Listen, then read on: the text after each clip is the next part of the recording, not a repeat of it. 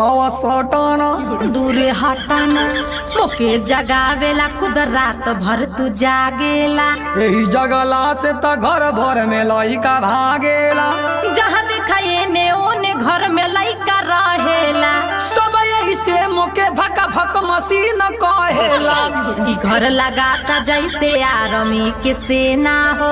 तैयार कैला में बड़ी चुअल वापस ना हो। ओकर तया जाई सामत जे तोह से भिड़ जाई।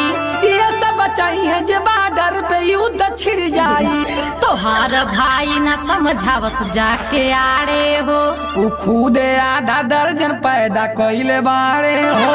का तोहर दादा इतना लइका पैदा कइले रहे हो।